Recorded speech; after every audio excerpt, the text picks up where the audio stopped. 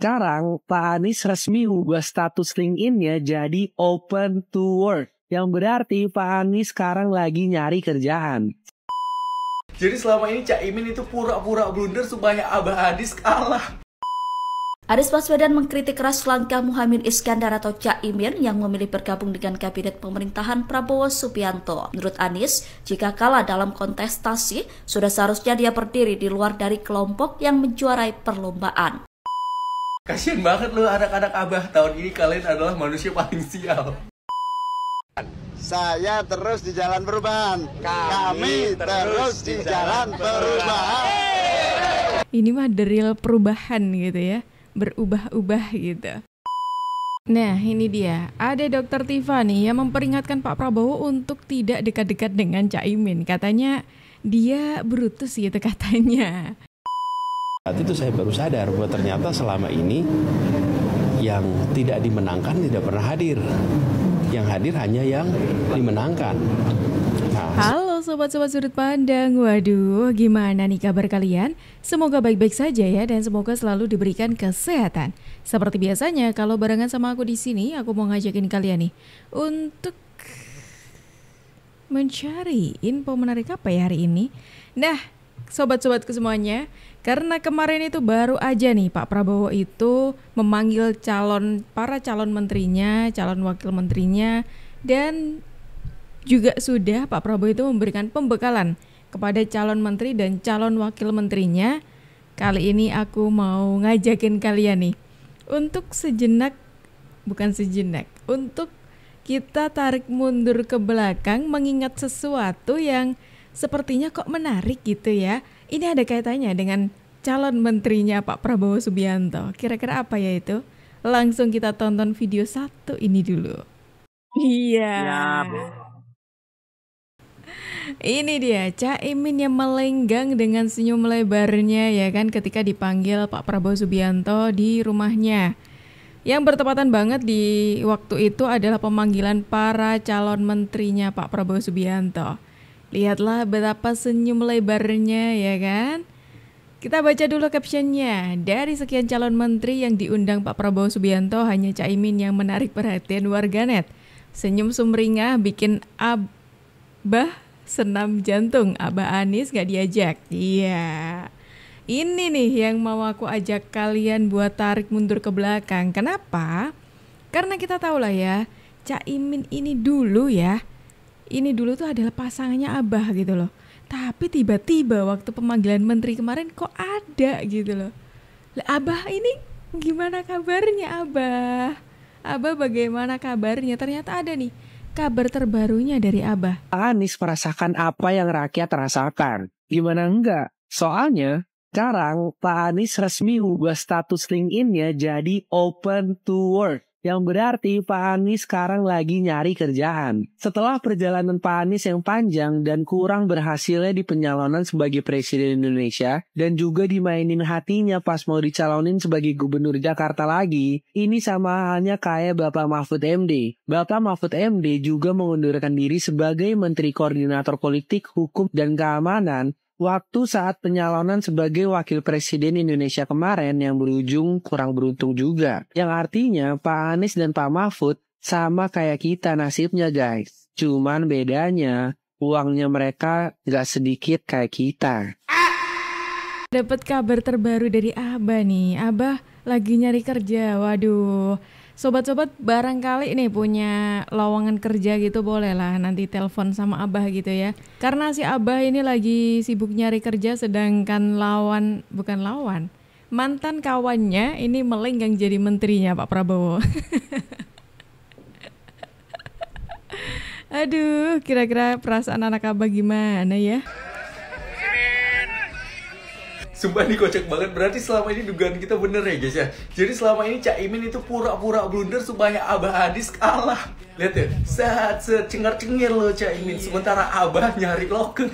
Kasian banget loh anak-anak Abah, tahun ini kalian adalah manusia paling sial. Aduh. Udahlah Imam Mahdi gagal jadi presiden, bawa-bawa agama segala macam tetap aja kalah. Terus Abah kalian juga gagal nyagup, tapi nggak apa-apa. Makasih Pak Anies, karena pilkada kali ini aman, damai gitu kan, nggak ada isu agama. Terus sekarang Cak Imin mengkhianatin kalian. Wahai anak-anak Abah pemegang kunci surga. Pantesan aja gitu ya kemarin abah kalian capek-capek ningkatin elektabilitas tapi dihancurkan sama Caimin yang blunder. Dan ternyata Caimin selama ini rela dihujat demi memenangkan Prabowo. Sumpah ini lucu banget. Bawa agama, huru-hara segala macem, gak butuh makan ini lah. Ternyata dia bergabung dengan Prabowo. Aduh lucu banget lagi. Jangan-jangan iya lagi. Caimin sengaja tuh bikin blunder karena dari awal tuh rencananya merapat ke Pak Prabowo. Apakah seperti itu ya? Wah, kalau iya, waduh berarti ini namanya Pak Anies sebenarnya udah kena jebakannya Caimin dari awal dong. Iya kan? Karena ya dari perbedaannya Caimin dengan paslon lain yang tidak bisa memenangkan adalah Caimin bisa melenggang jadi menterinya Pak Prabowo gitu ya. Dengan gampangnya Caimin itu bergabung dengan pemerintahnya Pak Prabowo, bergabung dengan Pak Prabowo, sementara paslon lain kayak Pak Anies tidak, ya kan? Bahkan mau maju pilgub pun kemarin gak jadi gitu, ternyata diprank sama PDIP gitu ya. Terus habis itu Pak Ganjar dari awal setelah kalah pilpres mengatakan kalau akan oposisi dari pemerintahan, meskipun dari PDIP belum mengatakan hal itu. Kemarin sempat geger juga tuh gara-gara statementnya Pak Ganjar. Pak Mahfud apalagi, Pak Mahfud lagi seneng-senengnya tuh mengkritisi pemerintahannya Pak Jokowi gitu. Padahal dulu ya sebelum mencalonkan diri lah ya itu gabung sama pemerintah. Tapi dari sekian paslon itu tadi ya puncak komedinya itu ada di Caimin gitu loh. Yang tiba-tiba merapat ke Pak Prabowo ya kan, mengiyakan ajakan Pak Prabowo untuk bergabung. Terus habis itu tiba-tiba melenggang, jalan, senyum sumringah, dipanggil Pak Prabowo sebagai calon menterinya. Wah.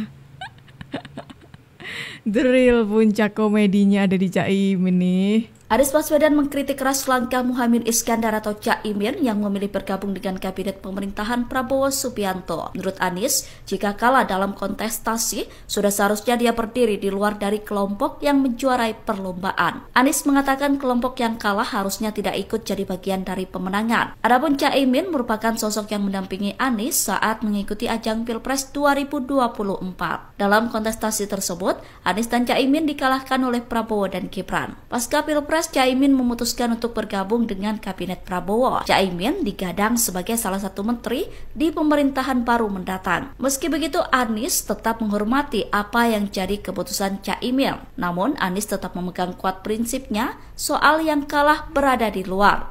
Mulai menyentil Caimin gitu ya. Mungkin karena nggak diajak kali ya. Soalnya kemarin kan ya kalau Pak Anies mengatakan hal itu, kemarin Pak Anies juga sempat pengen maju gitu ya, maju jadi gubernur. Bukannya kalau maju berarti tandanya harus menyelaraskan dengan pemerintahan gitu ya kan, bukankah seperti itu gitu. Mungkin karena efek gagal di Pilpres terus dapat tambahan juga gagal maju, jadinya Pak Anies mengatakan harusnya yang kalah itu berada di luar pemerintahan seperti itu. Emang puncak komedi sekali loh Caimin itu ya. Udah kalah terus masuk pemerintahan, temennya nggak diajak. Tapi emang kalau semisalkan aku jadi Pak Anies itu bakal terngiang-ngiang banget sih ucapannya Caimin soal saya berada di jalan perubahan gitu. Saya terus di jalan perubahan. Kami terus di jalan perubahan.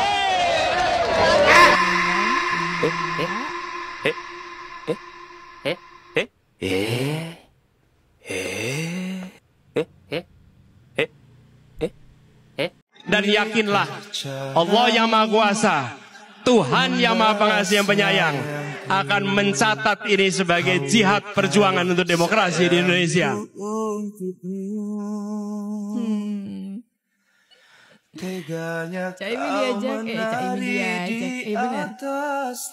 Caimin diajak jadi Menteri Prabowo, netizen the real pengkhianat abah. Iya.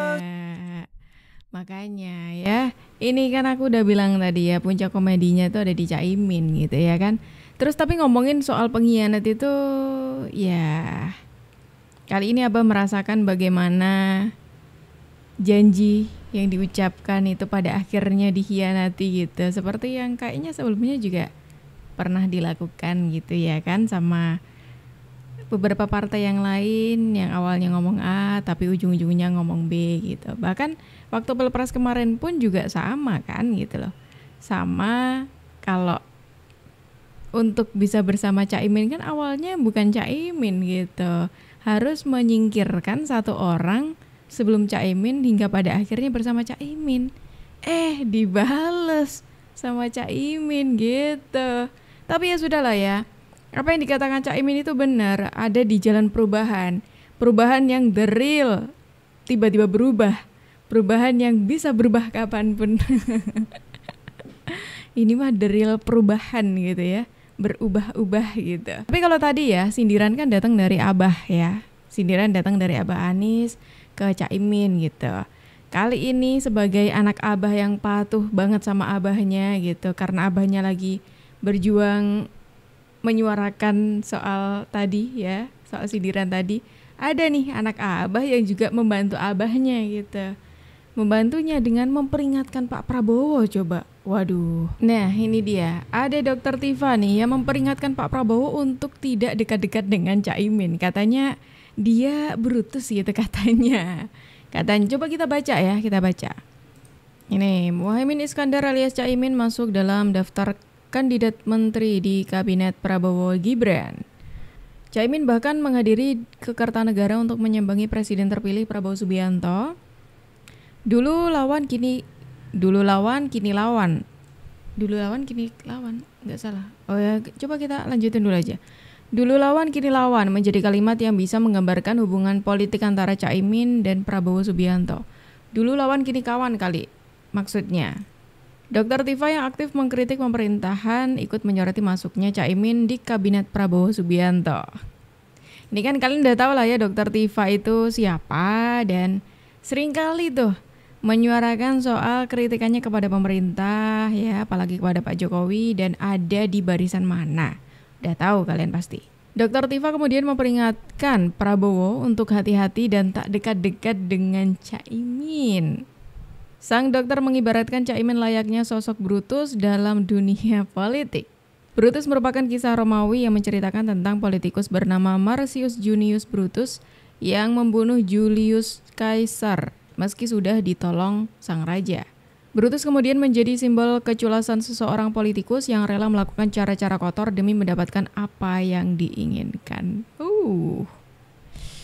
Tak banyak yang tahu, tak banyak orang menggunakan kata Brutus di tahun sekarang. Dilihat dari sejarah hubungan Prabowo dan Caimin, awalnya kedua orang ini digadang-gadang bakal jadi pasangan presiden dan wakil presiden. Oh, iya.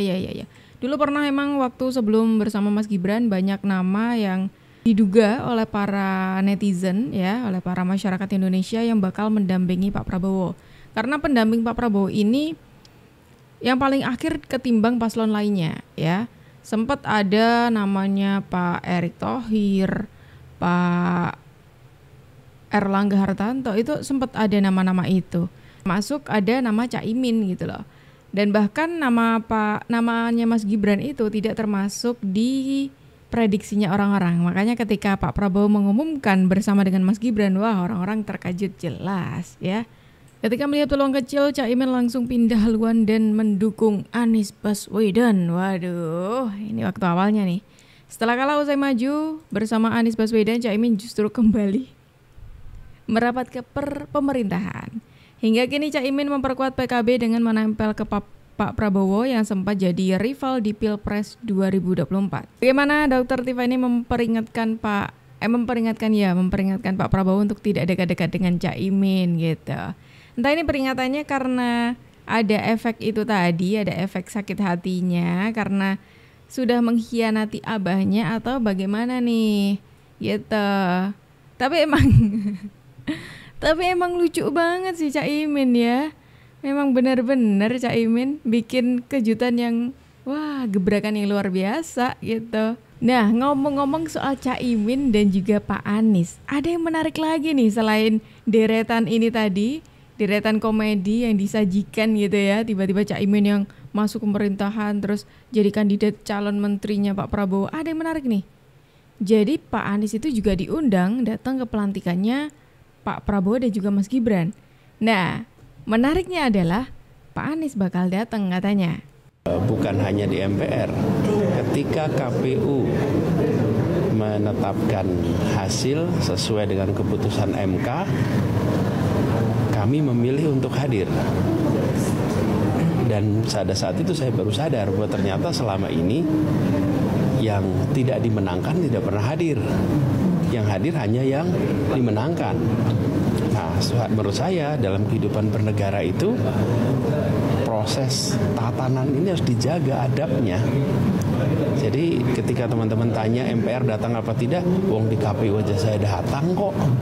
Yang biasanya tidak pernah datang, apalagi dalam proses kenegaraan, insya Allah saya hadir. Tuh, katanya Pak Anies bakal hadir di pelantikannya Pak Prabowo dan juga Mas Gibran. Pertanyaannya, kalau nanti Pak Anies hadir gitu ya, kira-kira Cak Imin diundang juga nggak ya? Dan kalau misalkan diundang, ini sebagai apa nih? Sebagai temannya Pak Anies, ya? Calon wakil presiden yang tidak terpilih, atau sebagai ketum parpol, atau sebagai kandidat calon menterinya Pak Prabowo nih kira-kira. Ayo coba kalian tebak di kolom komentar. Kira-kira nanti kalau Pak Anies sudah mengatakan akan hadir gitu, dan kalau semisalkan Cak Imin diundang, kira-kira sebagai apa nih? Dan bisa bayangin gak sih kalau nanti semisalkan Cak Imin juga datang juga nih ya, diundang dan datang juga. Kira-kira nanti aneh gitu gak sih pertemuan antara Pak Anies dengan Cak Imin setelah Pak Anies tadi menyindir hal itu gitu? Atau bakal B aja gitu? Nah, coba kita lanjut diskusinya di kolom komentar ya teman-temanku, sobat-sobatku.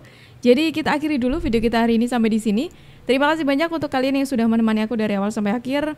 Jangan lupa untuk di-subscribe channel ini supaya kalian tidak ketinggalan info terbaru dari kita. Aku Jub pamit undur diri dulu, sampai jumpa dan terima kasih.